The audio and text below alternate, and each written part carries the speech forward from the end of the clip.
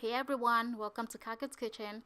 Today we're making banana nut bread, and what you'll need for it is 2 cups of flour, all-purpose flour, 2 cups of sugar. I have a mixture of brown and white sugar, just whatever you prefer. A few bananas that are really ripe that you just don't know what to do anything with anymore. You also need 4 large eggs, large to extra to jumbo sized eggs anyway. 2 teaspoons of baking soda, a teaspoon of salt, 1 to 2 teaspoons of cinnamon, and a teaspoon of vanilla extract, and finally 1 cup of chopped walnuts. Oh, and don't forget butter. You need about a cup of butter, 2 sticks of butter or margarine, whatever you have. So first thing I usually do is I mash the bananas and I just go at it and get it into a really nice smooth paste. And then I go ahead and set my oven to 350 degrees to preheat while I prep the ingredients. So I put the sugar and the butter in together, and I beat with a mixer and get it into a pretty nice paste. And then I add in the eggs one at a time, mixing in after I add each egg, and I just mix with the mixer.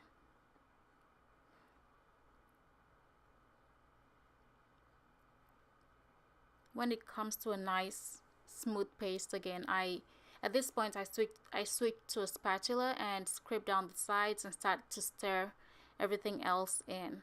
So I just stir everything in, then I add in the bananas, and the 4 or 5 bananas gave me about 2 cups of banana mush, I guess, and that's about how much you want. So I mix it in, making sure to scrape down the sides as I do, and then I move on to the dry ingredients, and I add in the flour in 4 separate batches just to make it easier to mix in. And as I'm mixing in, I scrape down the sides consistently. Next, I add in the baking soda, the salt, the cinnamon, and the vanilla extract. Just dump everything else in after you've mixed in the major part of the batter, and then I add in the cup of chopped walnuts. And if you don't have chopped walnuts, you can get whole walnuts and just chop them up on using a knife on your chopping board and to whatever size you'd like it to be, and just fold that in pretty gently so you don't break the walnuts anymore. And then I pour this into two 9x5 baking pans that have already been buttered, and pop them right in the oven and cook and let them bake for 50 minutes. So my oven is beeping at me, so I come here to check and see if they're cooked. So I'm just going to use a skewer or a toothpick and stick them in and make sure that there's nothing sticking to the toothpick. And for both of them, they're all cooked and ready to go. So I take them out of the oven and just let them rest for about 10 minutes to cool off a little. After about 10 minutes, then I come in and use a spatula and try to move the banana bread around in the baking pan just to kind of loosen it a little, and then I go ahead and shake it to make sure it comes out completely, and pop that baby out, and you have your banana nut bread ready to go.